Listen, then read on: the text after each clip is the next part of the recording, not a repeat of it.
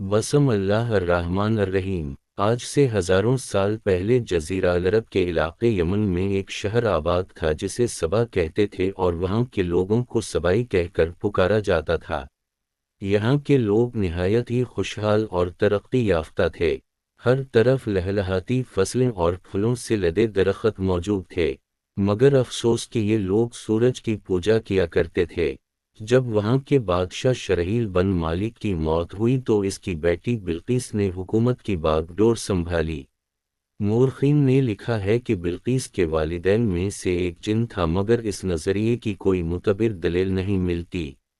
بلقیس ایک قابل عورت تھی جس نے 9 سال نہایت خوبصورتی سے حکومت کی۔ دنیا کے تمام علاقوں میں جو تجارت ہوتی تھی وہ سب اس قوم کے ہاتھ میں تھی۔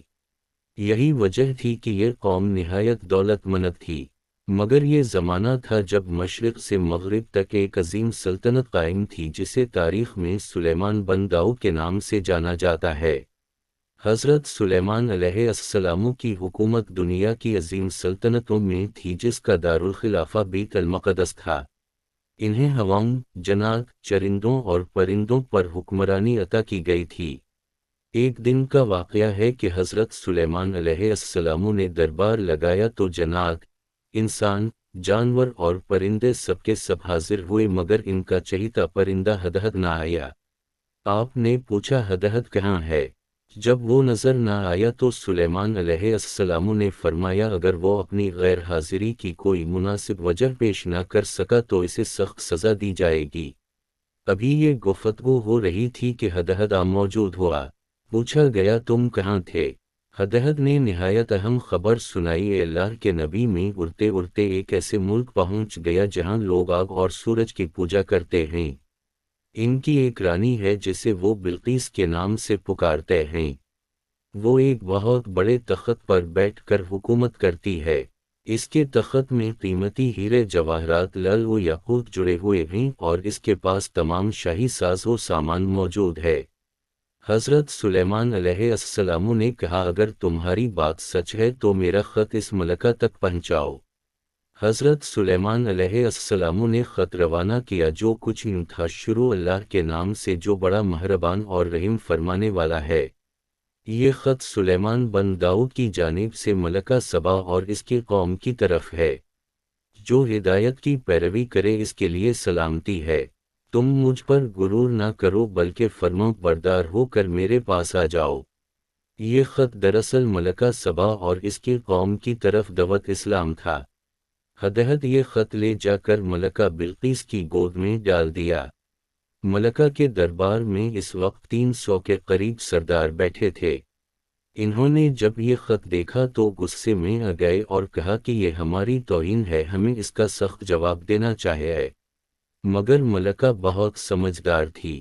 اس نے انہیں سمجھایا کہ خط سے پتہ چل رہا ہے کہ یہ کوئی عام شخص نہیں بلکہ اللہ کا نبی ہے، اس لیے ہمیں دانشمندی سے کام لینا چاہیے۔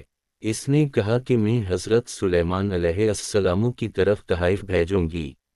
اگر انہوں نے تحفے قبول کر لیے تو وہ بادشاہی میں ان سے جنگ کروں گی، لیکن اگر انہوں نے تحفے قبول نہ کیے تو میں ان کی پیروی کروں گی کیونکہ وہ نبی ہیں۔ ہدہد یہ ساری گفتگو سن رہا تھا۔ اس نے آ کر حضرت سلیمان علیہ السلام کو ساری بات بتا دی۔ حضرت سلیمان علیہ السلام نے جنات کو حکم دیا کہ شہر میں داخل ہونے والے راستے پر سونے چاندی کا فرش بچھا دیا جائے۔ راستے کے دونوں طرف سونے کے عجیب و غریب جانور کھڑے کر دیے جائیں۔ دربار کو ہیرے جواہرات سے مزین کر دیا جائے۔ ادھر بلقیس نے حضرت سلیمان علیہ السلام کی طرف تحائف روانہ کیے جن میں سونے کی اینٹیں، جواہرات، غلام اور لونڈیاں اور ملکہ کا ایک قاصد بھی تھا۔ جب یہ تمام تحائف لے کر قاصد حضرت سلیمان علیہ السلام کے دربار میں پہنچے اور انہوں نے یہ سب دیکھا تو شرمندہ ہوئے۔ حضرت سلیمان علیہ السلام نے فرمایا کیا تم لوگ مال سے میری مدد کرنا چاہتے ہو، مگر دیکھ لو جو کچھ اللہ نے مجھے دے رکھا ہے وہ اس سے بھی زیادہ ہے جو تمہیں دیا ہے، لہذا تمہارا تحفہ تمہیں مبارک ہو۔ اب تم اپنے قاصد کے ساتھ واپس جاؤ اور اپنی ملکہ سے کہنا کہ ہمارا انتظار کرو، ہم ایک زبردست لشکر لے کر آئیں گے۔ جب یہ خبر ملکہ بلقیس کو پہنچی تو وہ سمجھ گئی کہ واقعی یہ اللہ کے نبی ہیں۔ اس نے جنگ کے بجائے حضرت سلیمان علیہ السلام کے دربار میں حاضر ہو کر اپنی اطاعت کا یقین دلانے کا فیصلہ کیا۔ جب حضرت سلیمان علیہ السلام تک یہ پیغام پہنچا تو آپ نے اپنے درباریوں سے فرمایا، تم میں سے کون ہے جو ان کے میرے پاس آنے سے پہلے ملکہ کا تخت میرے پاس اٹھا لائے؟ ایک دیو قامت جن نے کہا، آپ کے دربار برخاست ہونے سے پہلے میں اسے لا سکتا ہوں، میں اس کام کی پوری طاقت رکھتا ہوں اور امانت دار بھی ہوں۔ پھر ایک اور شخص جس کے پاس کتاب کا علم تھا، اس نے کہا، میں یہ تخت آپ کی پلک جھپکنے سے پہلے حاضر کر دوں گا۔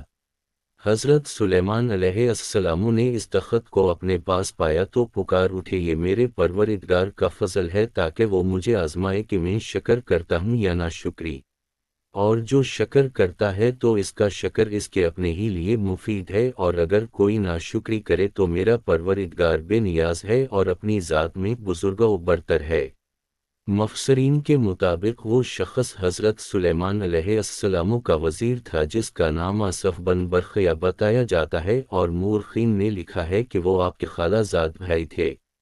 کہا جاتا ہے کہ اس تخت کی لمبائی 80 ہاتھ، چوڑائی 40 ہاتھ اور اونچائی 30 ہاتھ تھی۔ حضرت سلیمان علیہ السلام نے اس تخت میں تبدیلی کر دی اور اسے پہلے سے بھی بہتر بنا دیا۔ جب ملکہ بلقیس حضرت سلیمان علیہ السلام کے دربار میں حاضر ہوئی تو آپ نے پوچھا، کیا تمہارا تخت بھی اسی طرح کا ہے؟ اس نے کہا، یہ تو گویا وہی ہے، اور ہمیں تو پہلے ہی علم ہو گیا تھا اور ہم فرمان بردار ہو چکے ہیں۔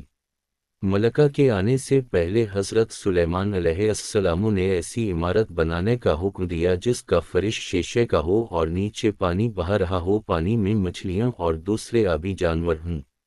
حضرت سلیمان علیہ السلام اس عمارت میں اپنے شاہی تخت پر جلوہ افروز تھے، اور فرش کے نیچے سے پانی اپنی پوری رفتار سے بہہ رہا تھا۔ جب ملکہ بلقیس کو اس محل میں لایا گیا اور اس نے فرش کو دیکھا تو سمجھی کہ پانی کا حوض ہے، اس نے اپنی پنڈلیوں سے کپڑا اٹھا لیا۔ سلیمان علیہ السلام نے کہا، یہ تو شیشے کا چکنا فرش ہے۔ تب وہ شرمندہ ہوئی اور بول اٹھی، اے میرے پروردگار، میں سورج کی پوجا کر کے اپنے آپ پر غرور کرتی رہی ہوں، اور اب میں نے سلیمان کے ساتھ اللہ رب العالمین کی اطاعت قبول کر لی۔ جب بلقیس پر یہ حقیقت کھل گئی کہ جس طرح وہ شیشے کے فرش کو پانی کی لہروں والا گہرا حوض سمجھ بیٹھی، اسی طرح اس نے اور اس کی قوم نے سورج کی چمک دمک دیکھ کر اسے معبود اور خدا سمجھ لیا۔ اس غلطی پر اسے بہت شرمندگی ہوئی۔ مورخین نے لکھا ہے کہ اس واقعے کے بعد ملکہ بلقیس مسلمان ہو گئی اور حضرت سلیمان علیہ السلام کی زوجیت میں آ گئیں۔ بعض نے لکھا ہے کہ آپ نے بلقیس کو یمن واپس بھیج دیا اور اس کے لیے وہاں 3 بڑے محل تعمیر کروائے۔